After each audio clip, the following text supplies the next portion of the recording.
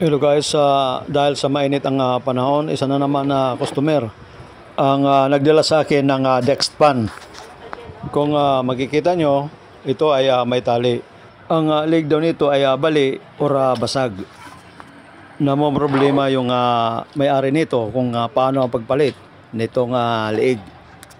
So dito guys, i-share ko sa inyo kung paano ang pagpalit ng leeg ng electric pan.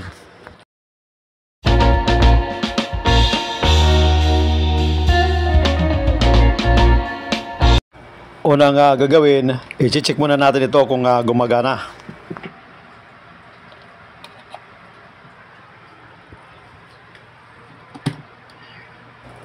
Okay guys, ito ay gumagana. So, ang problema lang talaga ay ang kanyang leeg. Sunod natin ang gagawin ay bubuksan natin yung likod para makita natin kung ano ang problema ng kanyang leeg. So, yan guys ay basag yung kanyang swing arm holder. At kung mapapansin nyo, ibasag din yung support ng housing bolt. Kaya lumutang na yung kanyang housing bolt. Ngayon ay tatanggalin muna natin itong tali para hindi makasagabal sa ating pagre-repair. Yan guys, ang ginamit pangtali ay cord ng charger. Sa pagtanggal ng liig ng electric pan, kinakailangan buksan natin yung ilalim para putulin natin yung kanyang wiring connection sa selector switch. Dahil hindi natin matatanggal yung liig kung hindi natin puputulin yung kanyang wirings.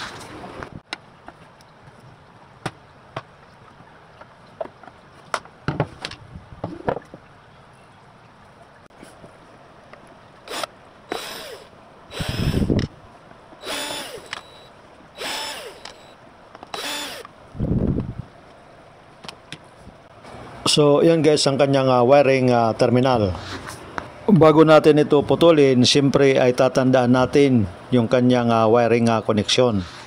Yan ang line 1 na connected yan sa common. Yan naman ang line 2. Yan naman na red color ay number 1, yung yellow ay number 2, at ang number 3 ay kulay puti. Unang tatanggalin natin yung kanyang common. Ang teknik nito sa pagputol ay magtitira tayo ng kulay ng wire. Yung line 2 ay hindi kasama yan na puputulin. Yan ngayon ang terminal ng motor na pinutol natin. Ang susunod natin na gagawin ay pupunta tayo dito sa leeg at hihilain yung wire na yan na pinutol natin.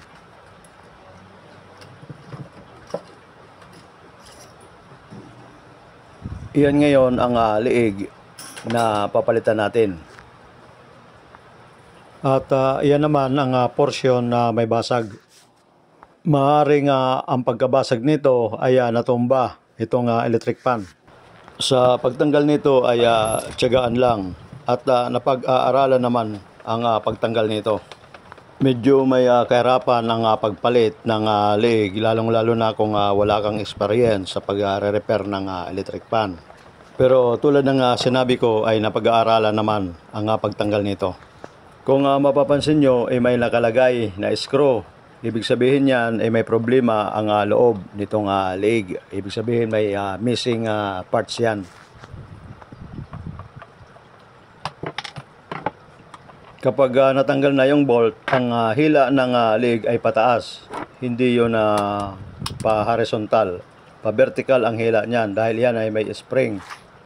Kapag natanggal na natin, ay kinakailangan na tandaan ang mga accessories ng kanyang leeg. Dito ay may napansin akong kulang sa kanyang accessories. Itong neck spring ay kinakailangan natin tandaan yung posisyon para pagbalik natin ay hindi tayo magkaroon ng problema. Titingnan din natin kung nandyan pa yung kanyang shaking spring at mayroon yan na maliit na spring dyan at may kasamang pin. Yan guys ay hindi yan kasali, ikinalang lang nila yan. Yan ang shaking spring na sinasabi ko. Wala na rin yung kanyang plastic pin. Bago tayo magpatuloy, ipakita ko muna sa inyo yung accessories ng liig ng ating electric fan. Yan ang connecting spring na tinatawag. Yan naman ang position kung saan nakakabit yung ating connecting spring. Yan naman ang kanyang connecting bolt. At yan naman ang kanyang nut. Yan ang position kung saan nakakabit yung ating connecting bolt.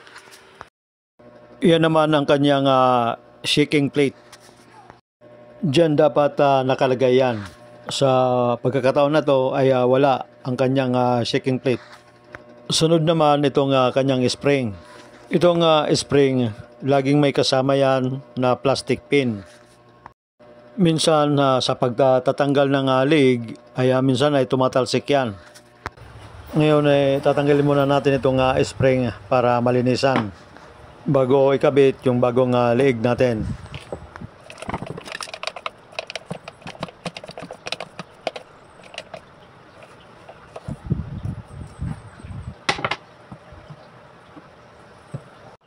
So ito na guys yung liig na ipapalit natin.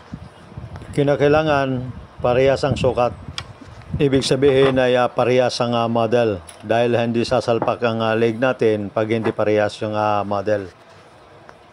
Kinakailangan matalas ang mata natin sa pag-compare nito. Isa kaagad na titingnan natin yung kanyang lagayan ng spring. Kinakailangan ay parehas yan dahil kung hindi parehas yan ay mahirapan tayo sa pagkabit ng spring. Isa rin na technique kung tama ang sukat ng liig na ating binibili ay ididikit natin ang magkabilang dulo katulad niyan. Kapag kumapal dyan ay hindi pwede at kapag naman ay numipis dyan ay hindi rin pwede. Kinakailangan na parehas.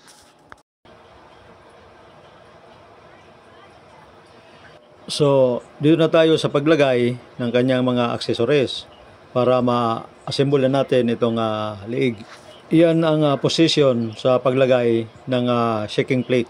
Kinakailangan ay nakasalpak yan ng maigi para hindi matanggal.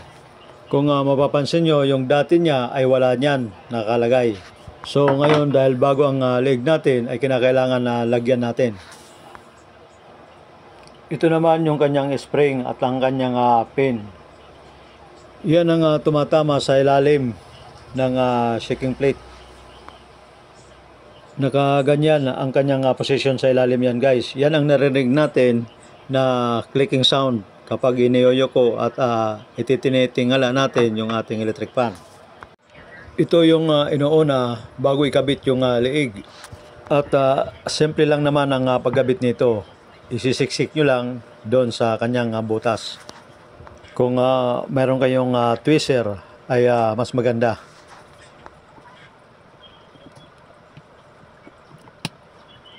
So, yan ang position ng kanyang spring at ang kanyang pin. Ganito naman ang paglagay ng kanyang connecting spring. Insert nyo lang at hihilain pababa. Yan ay para mag-lock. Yan ngayon ang position ng ating spring. Yung nakausli na yan, kinakailangan ay papasok dyan sa maliit na butas. May maliit na butas dyan. Yan. Dyan yan papasok. Yan guys, siguro nakikita nyo yan, yung maliit na butas na yan. So, ganito lang, i-insert lang natin at pag pumasok na dyan sa butas ay dahan-dahan natin itutulak pababa yung ating leeg. Pagka yan ay na-insert na, ay medyo lalaban yan dahil nga sa spring. So, pigilan nyo lang hanggat na pumasok yung kanyang bolt doon sa butas. At kapag pumasok na yung kanyang bolt ay pwede nyo nang bitawan. I-check nyo rin kung naka-insert yung kanyang nut dahil may nut yan sa kabila.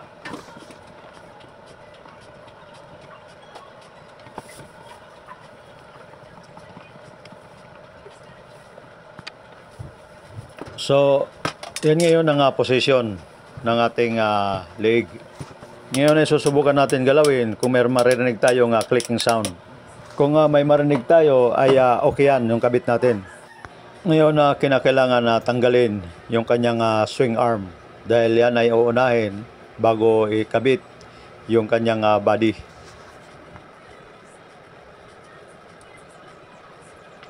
So, yan ngayon ang kanyang swing arm.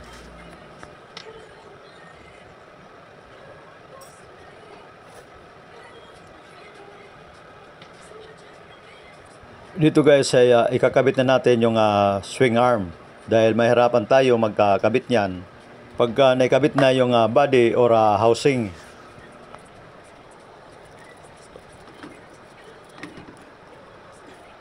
Sisiguruhin lang natin na mahigpit dahil minsan ay natatanggal yan kapag maluwag ang ating pagkakalagay. So yan ngayon ang position ng kanyang swing arm. Check lang natin kung gumagalaw. Ngayon ay kinakailangan natin tanggalin yung kanyang bolt dahil hindi natin may kakabit yung kanyang housing kung yan ay hindi natin tanggalin.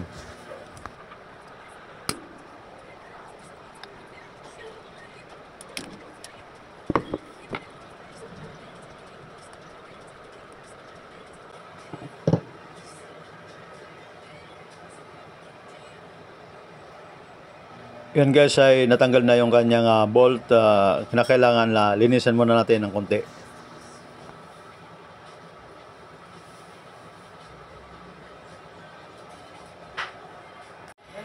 Yung bolt ng housing ay dito yan naka-insert dyan sa butas na yan.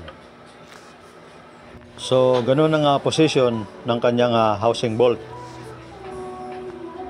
Kapag nakaposition na yung kanyang bolt, bago natin isalpak yung kanyang housing, ay kinakailangan i-insert muna natin yung kanyang motor terminal. Dahil mahirapan tayong mag-insert ng motor terminal kapag naisalpak na natin yung kanyang housing.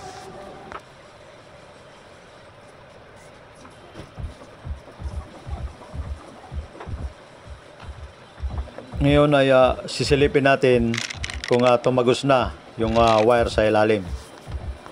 At kung okay na yung wire terminal, ay itututok natin yung bolt doon sa housing. At ngayon ay hihigpitan na natin.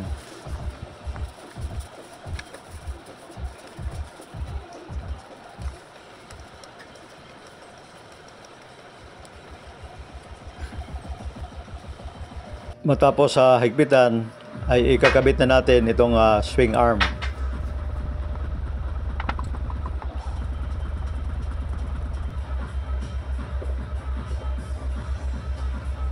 So yan guys, makatapos natin may kabit yung swing arm ay pupunta na tayo dito sa termination ng kanyang motor terminal. Sa pagbalik ng ating wiring connection ay madali lang naman dahil may naiwan tayong mga kulay. So susundan lang natin yung mga kulay na naiwan at ibabalik lang natin doon sa dati. Para madali natin na mahinang ay hihinangan muna natin yung mga dulo ng mga terminal. Para pagsalpak natin dyan sa selector switch ay madali natin na mahinang. So tatanggalin muna natin yung mga terminal na naiwan na pinagputulan. Nga pala, shout out sa iyo Pangasinan boy, kay Willie Colantis, sa iyo din Edgardo Dato, kay Lemuel Kumpas, sa iyo din Manuel Oy, sa iyo din Andy Tick, sa iyo din DJ Renosio, kay Danilo Mercado, at sa iyo din GC Almasin. Shoutout din sa iyo, Noel Guzman. Shoutout din sa inyo mga kateknisyan na tahimik na nanonood sa mga video ko.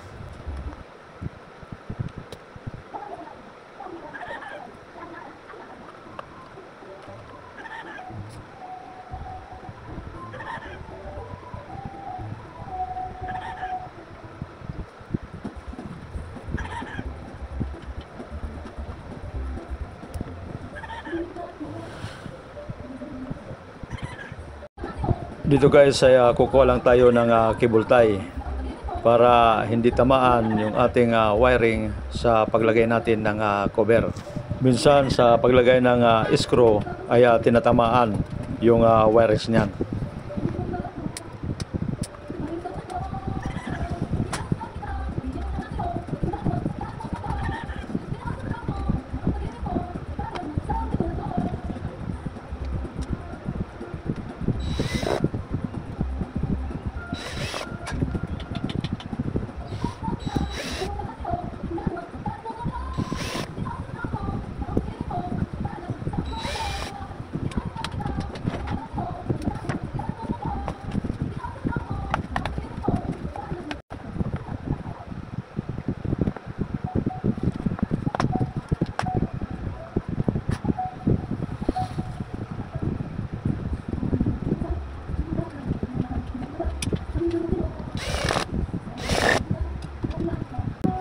So, yan na guys, tapos na natin may kabit yung wiring connection at ang kanyang mga cover.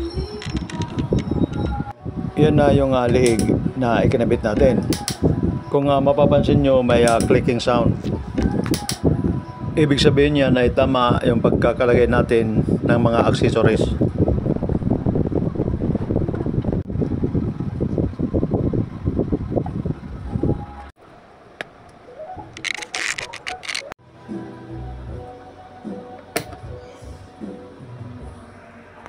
So, yan guys, tapos na. I-testing na natin ngayon.